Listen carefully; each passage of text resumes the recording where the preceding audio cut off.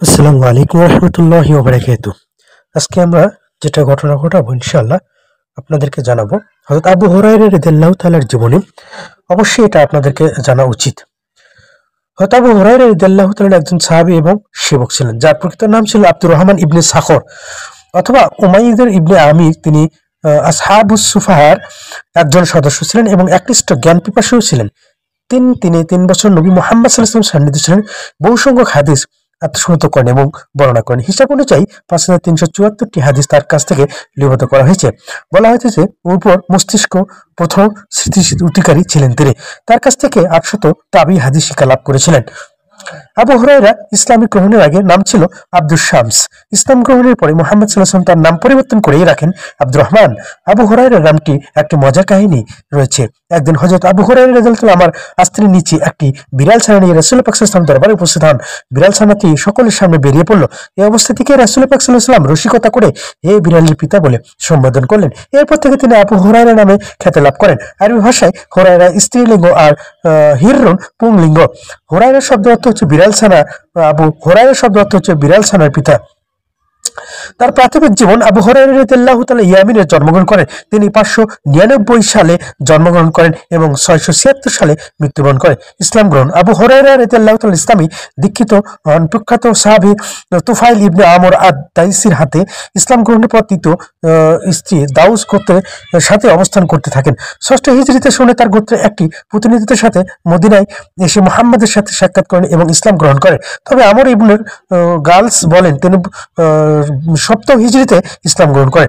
মদিনায় আসার পর তিনি দিনে রাতে ২৪ ঘন্টা হযরত মুহাম্মদ সাল্লাল্লাহু আলাইহি ওয়াসাল্লাম সাহচর্যে থাকতেন এবং হযরত মুহাম্মদ সাল্লাল্লাহু আলাইহি ওয়াসাল্লাম এর জীবদ্দশায় তখনও আবু হুরায়রা বিবাহ করেননি। বাড়িতে শুধু তার বৃদ্ধা মা ছিল এবং যুদ্ধ অবরোধে মুহাম্মদ সাল্লাল্লাহু আলাইহি ওয়াসাল্লাম দোয়ার কোনো ইসলাম কবুল করেননি। ঘটনাটি আবু হুরায়রা রাদিয়াল্লাহু তাআলা তার মাকে আল্লাহর রাসূলের প্রতি ঈমান আনার আহ্বান জানালে তার মা ও রাসূল সাল্লাল্লাহু আলাইহি ওয়াসাল্লামের প্রতি আশ্বস্ত ভাষায় গালিগালাজ করেন। এতে হযরত আবু হুরায়রা রাদিয়াল্লাহু তাআলা ভীষণ মর্মাহত হয়ে কাঁদতে কাঁদতে রাসূল পাক সাল্লাল্লাহু আলাইহি ওয়াসাল্লামের দরবারে উপস্থিত হলেন। রাসূল পাক সাল্লাল্লাহু আলাইহি ওয়াসাল্লাম তাকে জিজ্ঞাসা করলেন, কাঁদছো কেন? তিনি বললেন, আমি সবসময় আমার মাকে ইসলামের দাওয়াত দিই, কিন্তু তিনি তা অস্বীকার করেন। প্রতিদিনের মতো আজও আমি তাকে ইসলামের দাওয়াত দিয়েছিলাম। এরপর তিনি আপনার সম্পর্কে কিছু কথা বলেছেন, আমাকে ভীষণ বিরোধী হয়েছে। ইয়া রাসূলুল্লাহ, দোয়া করুন আল্লাহ যেন আমার মায়ের হৃদয়কে ইসলামের আলোকে আলোকিত করে তোলেন। তখন রাসূল পাক সাল্লাল্লাহু আলাইহি ওয়াসাল্লাম দোয়া করেন, হে আল্লাহ, আবু হুরায়রা মাকে হেদায়েত দান করো। এর ফলে তার মা ইসলামের ছায়াতলে প্রবেশ করে নিজেকে ধন্য করেন। আবু হুরায়রাকে নিজে জ্ঞান অর্জন করেন এবং তার জ্ঞান বিতরণ করতে ভালোবাসতেন। এই জন্য তিনি সবসময় মুহাম্মাদের থেকে মুখ থেকে নিশ্চিত কথা হাদিস শুনতেন।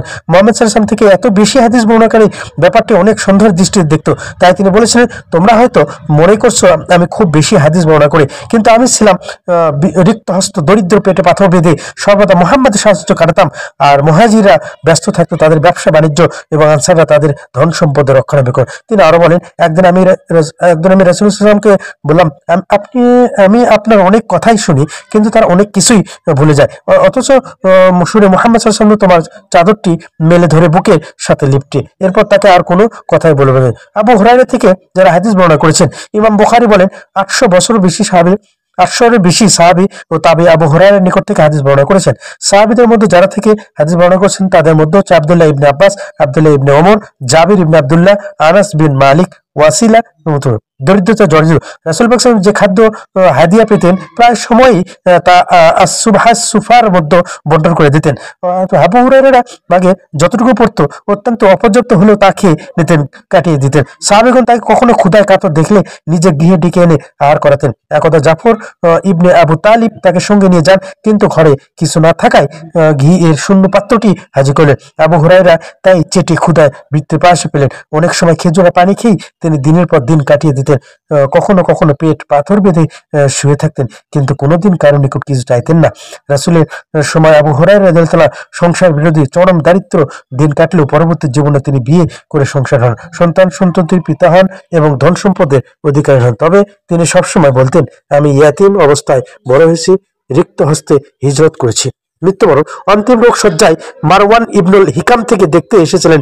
মারওয়ান তার সাথে সাক্ষাৎ পরপরই তিনি শেষ নিঃশ্বাস ত্যাগ করেন। ঐতিহাসিক ওয়াকিদি বলেন, ওয়ালিদ বিন উকবা আসরের নামাজের পর তার জানাজা নামাজের ইমামতি হয়। আব্দুল্লাহ ইবনে ওমর, আবু সাঈদ খুদরি প্রমুখ তার জানাজা উপস্থিত ছিলেন। ওয়ালিদ ইবনে উকবা তার মৃত্যু হযরত মুআবিয়াকে অবহিত করে তিনি তাকে লিখেন, তার উত্তরাধিকারী তিনি খুঁজে বের করলেন এবং 10,000 দিরহাম দাও প্রতিবেশীর সাথে সদস্য করেন।